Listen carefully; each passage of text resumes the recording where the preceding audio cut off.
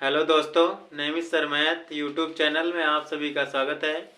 जैसा कि हमारा एवरेज चैप्टर चल रहा था, तो आज का क्वेश्चन हमारा है जो एवरेज से जो है कह रहा यदि 30 और 34 वर्ष दो व्यक्तियों के स्थान पर दो नए व्यक्ति एक समूह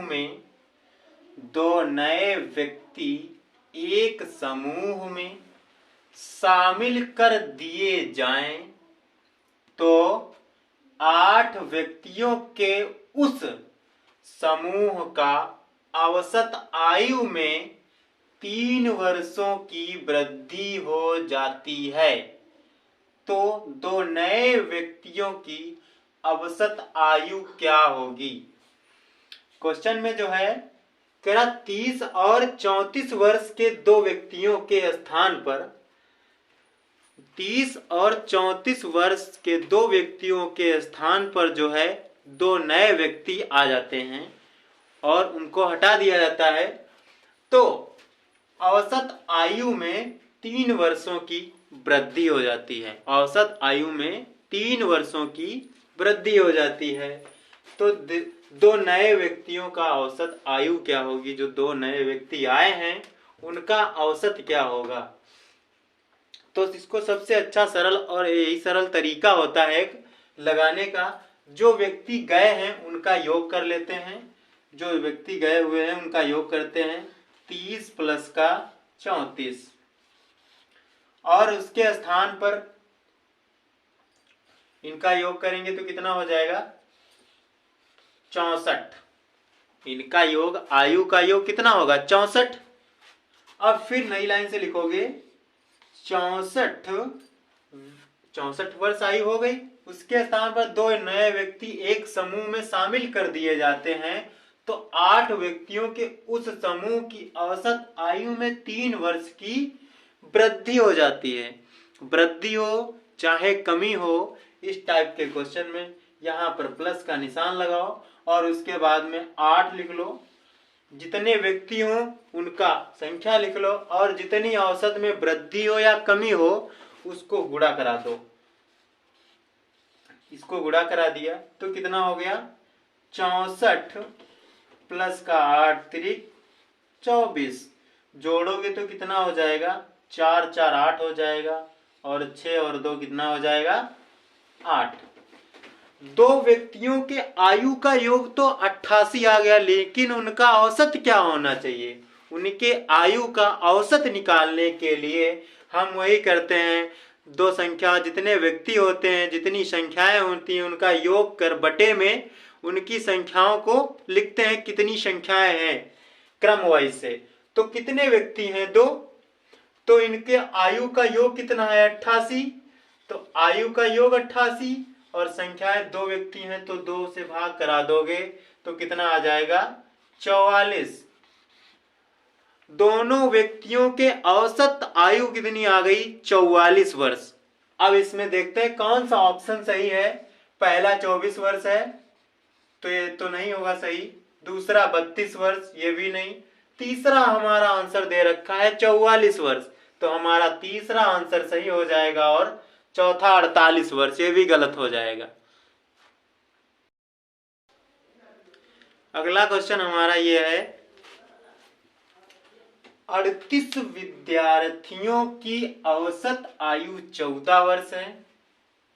उनके साथ यदि उनके शिक्षक की आयु शामिल कर दी जाए तो औसत 14 वर्ष 4 माह हो जाता है। शिक्षक की आयु कितनी है?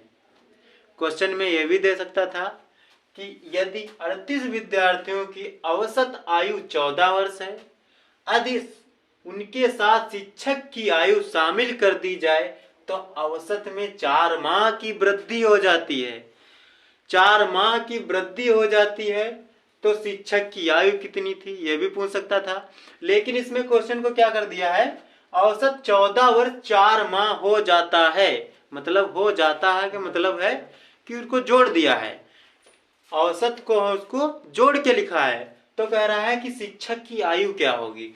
तो शिक्षक की आयु ज्ञात करने के लिए फिर क्या करेंगे, 38 विद्यार्थियों का औसत 14 वर्ष है, तो 38 विद्यार्थियों के आयु का योग कितना होगा, तो ये निकालेंगे पहले। 38 विद्यार्थियों के आयु का योग कैसे निकालेंगे, 38 गुणे में 14 ये करेंगे, तो 14 का गुणा 8 से कराओगे तो कराते हैं, 14 का 8 से कराओ चाहो तो 4 से ऐसे करा लो गुणा,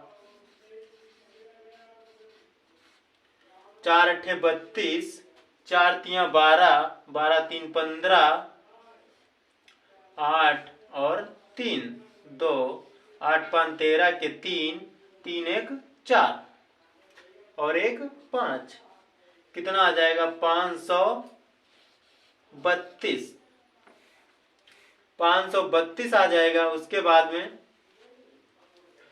ये क्या आया है, 38 विद्यार्थियों के आयु का योग आया है। 38 विद्यार्थियों के आयु का योग हमारा कितना आया है, 532 वर्ष, 532 वर्ष।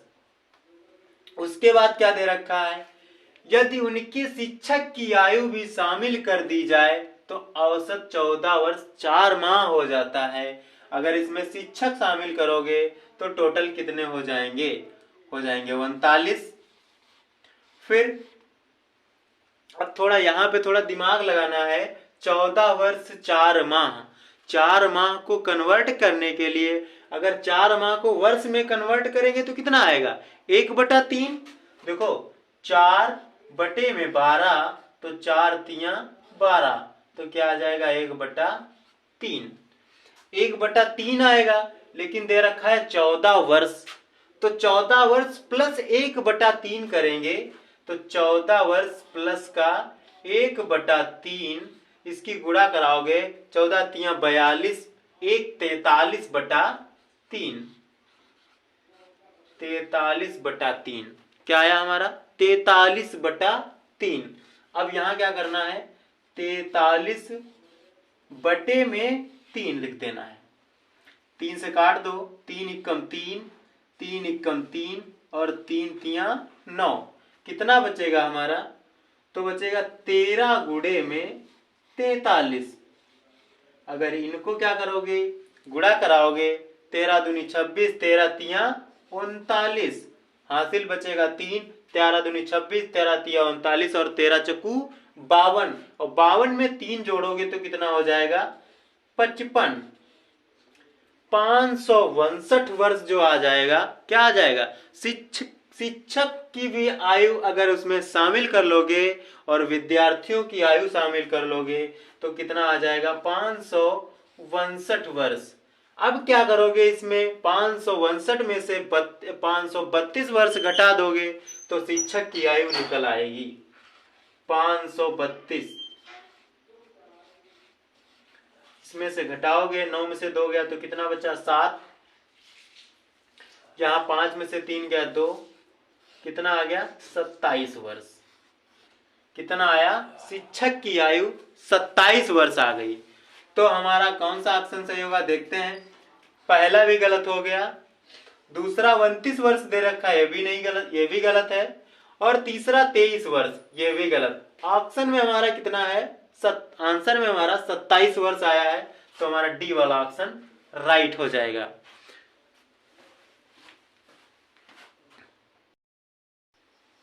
अगला क्वेश्चन हमारा ये है, कह रहा है एक विद्यालय के 10 अध्यापकों में एक के सेवानिवृत्त होने पर 25 वर्ष का एक नया अध्यापक उसके स्थान पर आ जाता है। उन अध्यापकों की औसत आयु 3 वर्ष क्या हो जाती है, कम हो जाती है।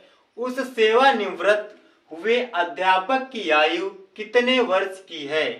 कह रहा एक अध्यापक है जो रिटायरमेंट होता है, सेवानिवृत्त होता है, कह रहा उसके स्थान पर एक नया अध्यापक आता है, उसकी आयु कितनी दे रखी है 25 वर्ष। उसकी आयु कितनी दे रखी है 25 वर्ष। 10 अध्यापक है, एक सेवानिवृत्त हो जाता है तो उसके स्थान पर एक नया अध्यापक जो है 25 वर्ष का आ जाता है। तो कह रहा उस अध्यापक जो सेवानिवृत्त हुआ है उस अध्यापक की आयु क्या होगी। तो सबसे पहले देखो जो हमारा नया अध्यापक आया उसकी तो आयु जोड़नी है, क्योंकि 25 वर्ष का आया है तो 25 वर्ष की आयु क्या करते हैं, जोड़ देते हैं। 25 वर्ष की जोड़ दिया। उसके बाद हमारे 10 अध्यापक थे, एक गया एक आया तो 10 के 10 ही रहेंगे, न कम होगा न ज्यादा। और औसत में कितने की वृद्धि हुई, औसत में 3 वर्ष कम हो गया, वृद्धि के होने के बजाय वो कम हो गया, तो ऑटोमेटिक होगा कि उसकी आयु ज्यादा हो जाएगी ना, 25 से ज्यादा होगा। तो यहाँ 3 की कमी कर दी, 3 से हमने गुणा करा दिया। तो गुणा कराने के बाद में इसको लिखा 25 और प्लस का 10 तिया 30, 10 तिया 30 हो गया। उसके बाद इसका योग क्या होगा, 30 और 20 50, 5 55 वर्ष, 55 वर्ष।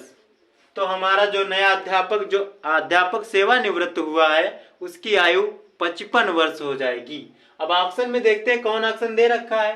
पहला तो 60 वर्ष गलत हो गया, दूसरा 55 वर्ष, तो हमारा कौन सा ऑप्शन सही होगा, बी। और तीसरा जो है सी, ये भी गलत है, और चौथा ये भी गलत है।